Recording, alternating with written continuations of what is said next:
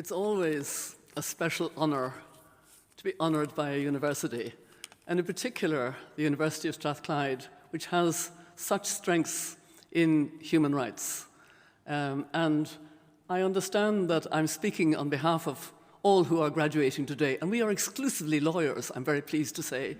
And not only am I delighted to join this group of lawyers, a lot younger than I am, but I also feel rejuvenated because I can now call myself the class of 2025, which does wonders for me, for my sense of self and joie de vivre and all that.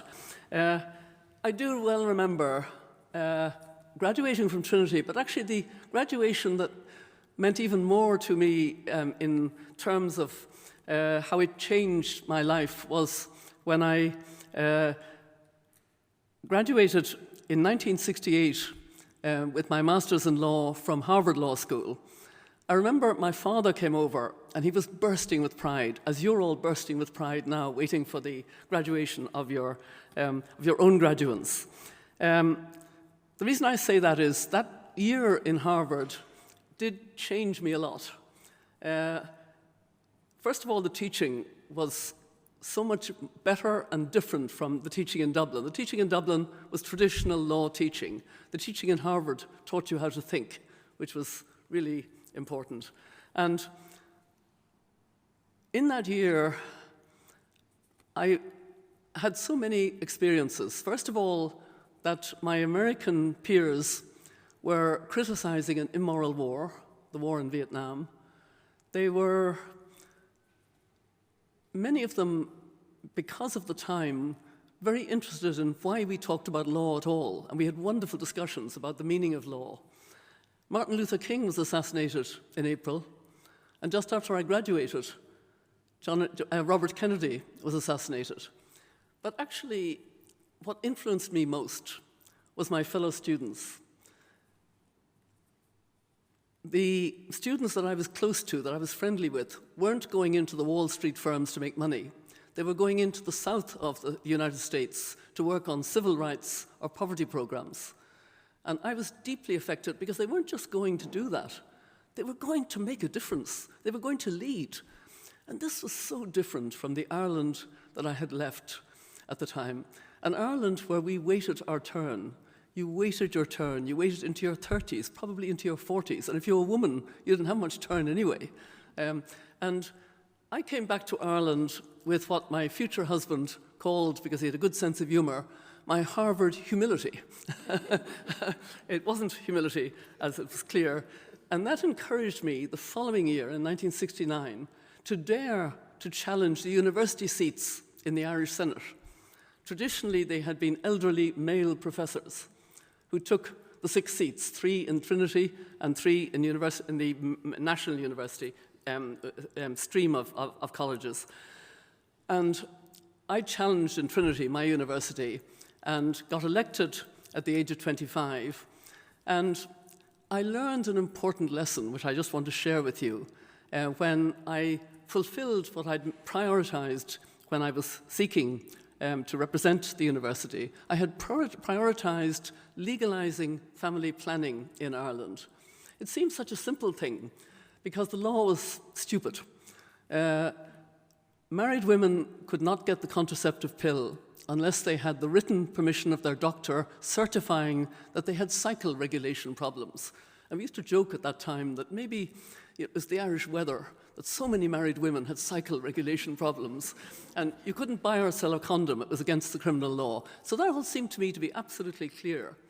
But I was talking about something you don't talk about in Ireland. I was talking about sex and relationships, and you shouldn't do that. And I became a hate figure. We didn't have social media, obviously, in those days. I got letters through the mail telling me I was a witch from hell, and worse. And I wobbled. I was very, disturbed by this. And my husband, because we married in December 1970, burned the letters. And of course, we both regret that now because it would have been part of, an interesting archive of the time. But once the letters were burned, somehow I kind of thought again. I thought, if you really believe in something, be prepared to pay the price. Be prepared to be unpopular. And the reason I felt I wanted to share that lesson was never later, when I was again criticized, did it have the same impact on me. It was that first time when I was young and vulnerable.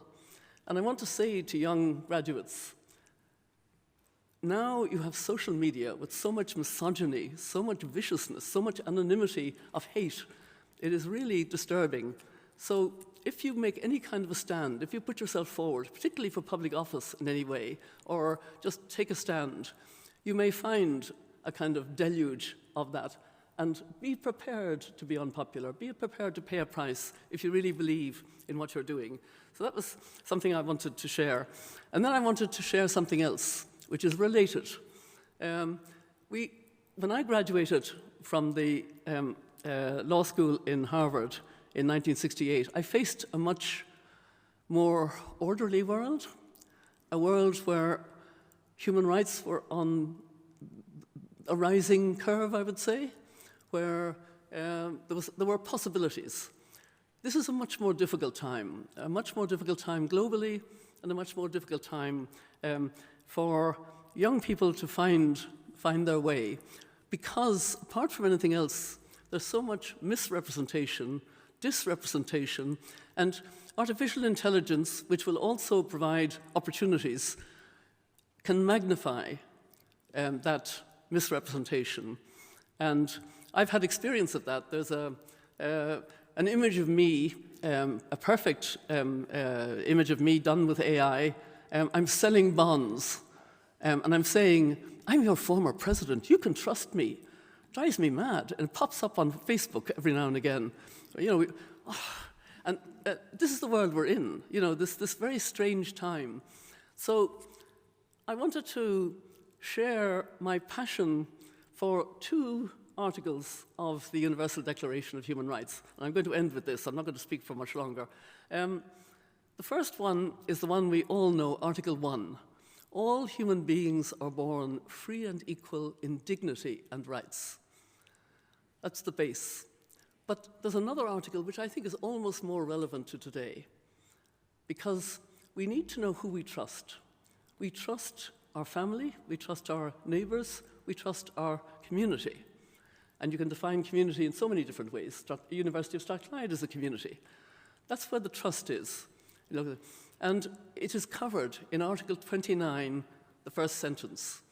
And I'm going to repeat it in a gender-sensitive way, because unfortunately, as any human rights lawyer knows, despite all her efforts, Eleanor Roosevelt didn't make the Universal Declaration of Human Rights gender-sensitive, because he was supposed to represent she. So I'm using they.